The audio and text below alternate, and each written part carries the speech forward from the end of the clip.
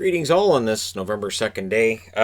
In honor of the Latinx community, which might be celebrating their Day of the Dead, I'm wearing a Los Tiburones fun jersey. And it's interesting because, I always talk about, jerseys and this and that. People are like, how much did that cost you? This cost me $20. I got it on eBay. It cost me $20. The Los Tiburones ones, I mean, they're not official. Obviously, they're not official game worn, but they still, I like them. They're different. And San Jose, a team that hasn't had a lot of different looks over the years. It's kind of fun to have the Tiburones ones. And I have the really ugly yellow Golden State crossover one too. So that's shockingly ugly. And I have the blue one in that too. So there's a lot of ways to go. And I have the Giants crossover one, which is more of a t-shirt. It's a lot of ugliness, but I'll use them. I know I'll use them. And they were all cheap. They were all like $20 each. So we have 95 days left until February 5th, and I have no other reason to be wearing a San Jose jersey. So I apologize for that. Because normally when I'm wearing a jersey, I have some exciting reason to be wearing San Jose. I will say this, Marcus Sorensen and Jonathan Dahlen are leading the Allsvenskan League in scoring, the two of them. Jonathan Dahlen is number 1. Sorensen's number 2. So that's a reason, I guess. But we have 95 days until February 5th, which is considered to be the latest deadline for when hockey could come back. We're about 60 days away from the start of 2021 when their target date is. And we still don't have any idea of what's going on yet. But there's a lot coming out here and there and trickles here. And then you put it all together, you can kind of get an idea for what's going to happen. So yeah, we're 95 days away from that. I'll come back to it. $975,000. That's what it cost the Edmonton Oilers for Dominik Kahun, which is well under what Foegele got with Carolina. And now we can have the debate on whether or not Foegele at $2.1 million is overpaid or Kahun's a huge deal at $975,000.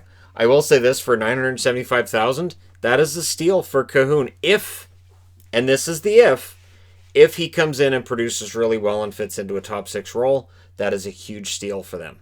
I think Fogel's a better player than Kahun, but this year, we're going to see how that works out for them. Now, I want to talk a little bit about European leagues and who leading scorers are, because I think this kind of, it's something that's important to discuss. So SHL, their leading scorer right now is Marek Krivik, who in 10 games has 4 goals, 14 assists for 18 points. 29 years of age, was never drafted, played for the Rangers, 21 games and 3 assists there, had 3 games for Calgary. And then he went back to Europe. The KHL leading scorer is Alexei Mikheyev. 22 games, 15 goals, 11 assists, 26 points, 28 years old, also undrafted. His career high in points in the KHL, 39. So he is off to a career start. A great year for him this year so far. And again, undrafted, never played in the NHL, never came over. And then Liga, their leading scorer is Arttu Ruotsalainen. 12 games, 9 goals, 6 assists, 15 points. He's 23 years of age, was not drafted, but he is the property of the Buffalo Sabres.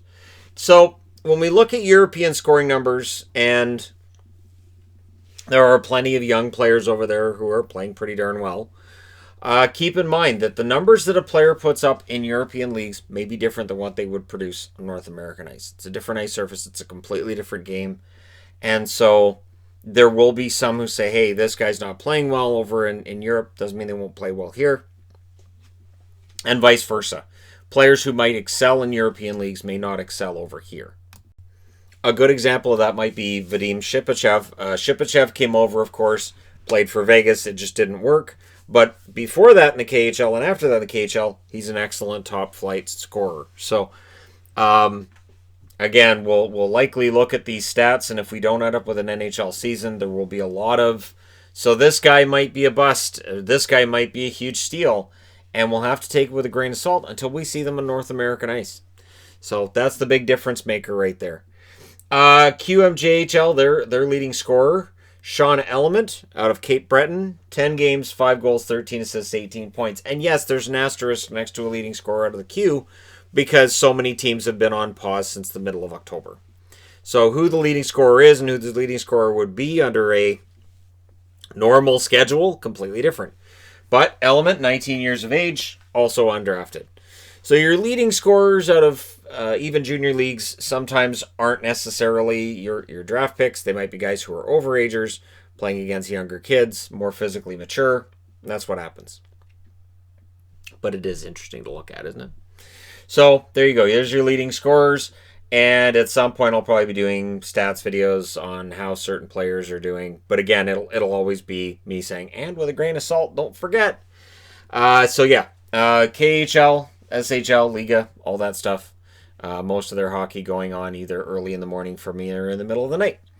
I also want to say, because I've been seeing some requests and some comments and questions, I'm not growing a mustache for Movember. I don't. I genuinely don't. And the reason being is simple. I look like I'm about 80 years of age when I grow a mustache. I don't know what it is. And I mean, I used to love it back when I was in my 20s. I used to do the goatee thing because 90s, right? Everybody had a goatee. And so I had that and I loved it. I thought it looked good. It had to be like a week. After a week, it started getting really scruffy and wiry looking and it looked like crap. But there was that sweet spot from about day 5 to day 8 where it looked pretty good. And I'm shaving it off. I'm going, that looks terrible. But I'm not growing a mustache. And part of that too had to do with the fact that working on assembly lines as I did, you'd often have to wear a beard net for facial hair. I always argued against that. I always said, there's more of a chance of hair falling out of my head than out of my beard. Beard hair genuinely doesn't fall out, but it all falls on deaf ears. And they're just really itchy and terrible. And anybody watching this who's ever worked on any kind of job site where they've had to wear a beard net knows exactly that kind of. I admire people who have one, wear that itchy, wool, crappy thing, and then still go, oh, this is awful. I'm not shaving it off. It's not happening. For me, it was just, I have to wear what? 2 minutes. I'm just going to go get this off my face. I'm not doing it. It's not a lack of support for Movember. I salute Movember. I've talked about Movember in previous years. I also wonder, like this year's Hockey Fights Cancer, this is going to put a dent into the usual donations. 2020's been rough for a lot of people financially, so it's going to hit charities. People who might be giving money to charity, now they're not in a position to do so. So if you see the opportunity there and you're on the fence, it doesn't hurt to help if you can, and again, it's only if you can. Hockey Fights Cancer Month, still November. I've seen a lot of social media posts about it so far, and here's to hoping that they don't see a huge drop in their revenues for the cancer research and all this that the money goes to. 2020 though, right? It's gonna 2020. That's what it does. So a little bit of looking into next season and what may or may not happen. July 23rd is the start of the Tokyo Olympics. Now that's been seen as like that's the date you've got to get the cup awarded by, and yet Bill Daly, when asked about this, has said there's a contingency plan to maybe go past July 23rd if we have to. That there's a plan in place. I'd be interested to see that plan because it might be terrible. But of course, we don't know that the Olympics are going to happen in July of next year. We have no idea. The July Olympics may just not happen, and Tokyo may end up being pushed back to, say, 2024. Because if you're going to have them in 2022, well, I don't know. Do you push it back to 2024? I mean, I remember when they had the Winter Games 2 years apart because they wanted to have the Winter Games 2 years away from the Summer Games. And having the Olympics 2 years apart was great. I thought that was fantastic. I thought, you could have Olympics every 2 years. And it's really kind of great. It's much shorter time period in between, and then you have all these stories of redemption and stories of comebacks and dynasties being born and all those extra medals that can be awarded, and then the ratings and everything. I was actually kind of surprised that the IOC didn't see what happened with doing the Olympics 2 years apart and say, we could make a lot more money, because people really like money. I'm not sure if you know or not. Also, Bettman is against losing a season. So I've seen where, this owner says without fans in attendance, it's not going to happen. There's no provision that would allow an NHL team to back out of a season. We've seen it in the ECHL where teams are backing out. The SPHL, Southern Pro Hockey League. There's debates about whether or not all of the AHL teams would play. The assumption is that they will because they're kind of beholden to the NHL counterparts, but NHL teams likely won't have the option of not playing. That would be a nightmare, wouldn't it? Absolute nightmare. And how do you decide draft orders after that? And then exposure lists for Seattle. That team would get some kind of a regulation that might appear more unfair or way too fair compared to other teams. So Bettman's against the idea of losing a season because he feels that it would cause more long-term harm.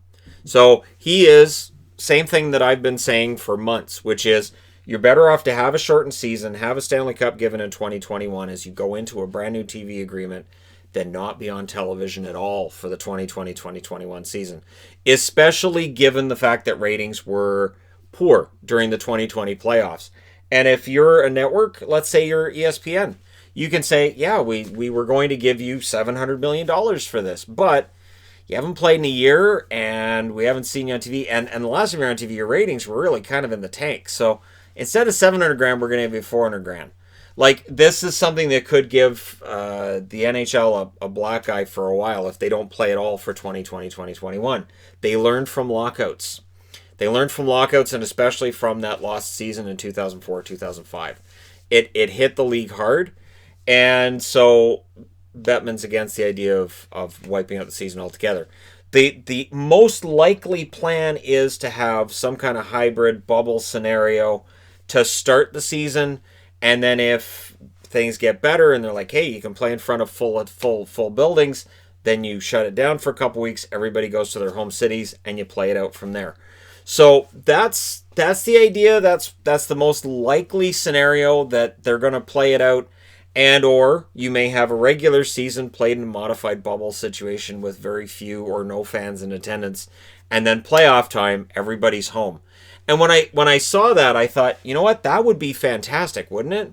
Just imagine the demand for tickets. If you had last year's playoffs, no fans in attendance, this year's regular season, no or very few fans in attendance, and then at playoff time, when it's really important hockey, all fans are in attendance. Those ticket prices would be absolutely ridiculous, and they would sell like crazy. Now, the one question mark at that would be, so are we going to have 16 teams in the playoffs, so 16 franchises get to take advantage of that huge influx of cash? Or are we going to do a play-in again, where we have 24 cities maybe take advantage of that huge influx of cash and have a best-of-3 play-in round? It wouldn't be best-of-5 again, not in that scenario, I don't think. But again, this is all stuff they have to negotiate. I'm surprised there hasn't been anything that's come out yet about negotiations. But again, I'll be here to report on it when it does. So we'll see. The season is still at maximum 95 days away. At minimum, you've got to think 50, 58, 59 days away. And so there's a lot of time there to figure it out. And Bill Daly's saying he thinks it's easier to figure out a 2020-2021 season than it was to figure out the return. Partly because they have the data from the return that they can look at and say, okay, so daily testing works. A bubble situation works. How can we loosen things up a little bit so players won't feel quite like they're imprisoned in these bubbles, but we keep things safe so that we're not going to have to worry about finishing the season? Those are the questions. Let me know your thoughts in the comment section below as always. Don't forget to hit like and subscribe if you're browsing your way through. You just happened upon this video. And to close out, Ken Holland's done a very good job. He has done a very good job with the Edmonton Oilers. And if you're sleeping on him, that might be a mistake. Let me know your thoughts. I will talk to you again soon.